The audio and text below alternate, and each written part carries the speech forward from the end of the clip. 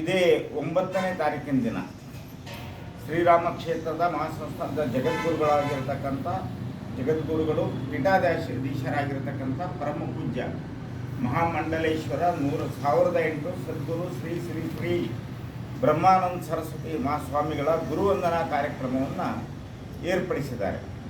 ಗುರುಗಳು ದೇಶ ಮತ್ತು ವಿದೇಶದಲ್ಲಿ ಶಾಖಾ ಮಠವನ್ನು ಮಾಡ್ತಕ್ಕಂಥ ವಿಚಾರ ನಮ್ಮೆಲ್ಲರಿಗೂ ಗೊತ್ತಿರತಕ್ಕಂಥದ್ದು. ಬಹುತೇಕ ನಮ್ಮ ಕರ್ನಾಟಕ ರಾಜ್ಯದಲ್ಲಿ ಹಿಂದುಳಿದ ನಾಮಧಾರಿ ಬಿಲ್ಲವ ಪೂಜಾರು ಈಡಿಗ ಸಮುದಾಯದ ಗುರುಗಳಾಗಿ ಅವರು ಧರ್ಮಸ್ಥಳದಲ್ಲಿ ಇವತ್ತು ನಮ್ಮದು ಮಠವನ್ನು ಹೊಂದಿದ್ದಾರೆ. ಜೊತೆಯಲ್ಲಿ ಭಟ್ಕಳದ ಕರಿಕಲ್ಲಲ್ಲಿ ಸಹ ಶಾಖಾ ಮಠ ಇದೆ. ಅದೇ ರೀತಿಯಲ್ಲಿ ಹರಿದ್ವಾರದಲ್ಲಿ ಸಹ ಶಾಖಾ ಮಠವನ್ನು ಜಾಗವನ್ನು ತಗೊಂಡು ಕಟ್ಟಡವನ್ನು ಕಟ್ತಾ ಇದ್ದಾರೆ. ಶಬರಿಮಲೆಯಲ್ಲಿ 3 ಎಕರೆ ಜಾಗವನ್ನು ನೋಡಿದ್ದಾರೆ. ತಿರುಪತಿಯಲ್ಲಿಯೂ ಸಹ ಬಹುತೇಕ ಈ ನಮ್ಮ ಸಮುದಾಯದವರು ಎಲ್ಲೆಲ್ಲಿ ಹೋಗಿ ಬರ್ತಾರೋ ಅಂಥ ಜಾಗದಲ್ಲಿ ಒಂದೊಂದು ಯಾತ್ರಿಕರಿಗೆ ಉಳಿಲಿಕ್ಕೆ ಅನುಕೂಲ ಆಗಬೇಕು ಅನ್ನೋ ಕಾರಣದಿಂದ ಶಾಖಾ ಮಠವನ್ನು ಮಾಡೋದ್ರ ಜೊತೆಯಲ್ಲಿ ದುಬೈ ಸೇರಿದಂತೆ ಸಾಕಷ್ಟು ಬೇರೆ ಬೇರೆ ರಾಷ್ಟ್ರಗಳಲ್ಲಿಯೂ ಸಹ ಶಾಖಾ ಮಠವನ್ನು ಮಾಡಲಿಕ್ಕೆ ಓಡಾಡ್ತಾ ಇರೋಂಥ ವಿಚಾರಗಳು ನಮಗೆಲ್ಲರಿಗೂ ತಿಳಿದಿತ್ತು.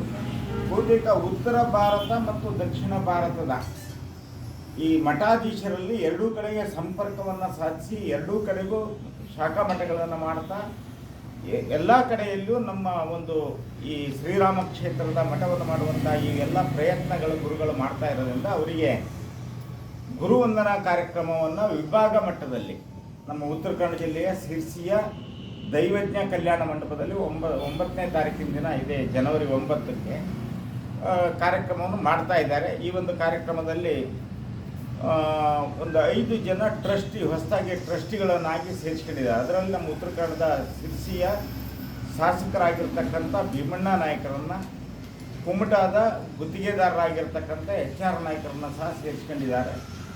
ಸಾಗರದಲ್ಲಿ ನೆಲೆಸಿರ್ತಕ್ಕಂಥ ಚಂದ್ರು ಪೂಜಾರಿ ಅವರನ್ನು ಸಹ ಸೌಪರ್ಣಿಕ ಹೋಟೆಲಿನ ಮಾಲೀಕರು ಅವ್ರನ್ನೂ ತಗೊಂಡಿದ್ದಾರೆ. ಅದೇ ರೀತಿ ಹರೀಶ್ ಬೆಳತಂಗಡಿ ಅವರು, ಜೊತೆಗೆ ಮಂಜುನಾಥ ಭಂಡಾರಿ ಹೇಳಿ 5 ಜನ ತಗೊಂಡಿದ್ದಾರೆ. ಹಾಗಾಗಿ ನಾವು ಇಲ್ಲಿ ಭೀಮಣ್ಣ ನಾಯಕರಿಗೂ ಮತ್ತು HR ನಾಯಕರವರಿಗೂ ಈ ಒಂದು ಸಂದರ್ಭದಲ್ಲಿ ನಮ್ಮ ಶ್ರೀರಾಮ ಕ್ಷೇತ್ರ ಸೇವಾ ಗುತ್ತಿಗೆದಾರ ಮತ್ತು ಕಳಸಲದ ಏನು ಚಾತುರ್ಮಾಸದ ಸಂಪೂರ್ಣ ಜವಾಬ್ದಾರಿಯನ್ನು ತಗೊಂಡು ಕುಮಟಾದಲ್ಲಿ ನಮ್ಮ ಜಿಲ್ಲೆಯಿಂದ ಜವಾಬ್ದಾರಿಯನ್ನು ತಗೊಂಡು ನಿರ್ವಹಿಸಿದವರು ಟ್ರಸ್ಟಿಯಾಗಿ ಸೇರ್ಪಡೆಯಾಗಿದ್ದಾರೆ HR ನಾಯಕರು. ನಮ್ಮ ಉತ್ತರ ಕನ್ನಡದಿಂದ 2 ಜನ, ಒಂದು ಭೀಮಣ್ಣ ನಾಯಕರು, ಇನ್ನೊಂದು HR ನಾಯಕರು. ಅವರಿಗೂ ಸಹ ಅಭಿನಂದನೆಯನ್ನು ಅಲ್ಲಿ ಸಲ್ಲಿಸಬೇಕು ಅನ್ನೋಂಥ ಉದ್ದೇಶ ಇಟ್ಕೊಂಡು ಈ ಒಂದು ಗುರುವಂದನಾ ಕಾರ್ಯಕ್ರಮವನ್ನು ಮಾಡ್ತಾ ಇದೆ. ಈ ಒಂದು ಕಾರ್ಯಕ್ರಮದಲ್ಲಿ ಅತಿ ಹೆಚ್ಚಿನ ಸಂಖ್ಯೆಯಲ್ಲಿ ನಾಮಧಾರಿ ಸಮುದಾಯಕ್ಕೆ ಸೇರಿರ್ತಕ್ಕಂಥ ಜನ ಮತ್ತು ಉಪಪಂಗಡದವರು ಮತ್ತು ಹಿಂದುಳಿದ ವರ್ಗದ ಎಲ್ಲ ಸಾರ್ವಜನಿಕರು ಸಹ ಅತಿ ಹೆಚ್ಚಿನ ಸಂಖ್ಯೆಯಲ್ಲಿ ಸೇರಿ ಸಿರ್ಸಿಯ ನೀಲೇಕಣಿ ಸಮೀಪದಲ್ಲಿರ್ತಕ್ಕಂಥ ದೈವಜ್ಞ ಕಲ್ಯಾಣ ಮಂಟಪದಲ್ಲಿ 11 ಗಂಟೆಯಿಂದ ಸಭೆ ಪ್ರಾರಂಭ. ಅದರಲ್ಲಿ ತಮ್ಮ ಮಾಧ್ಯಮದ ಮುಖಾಂತರ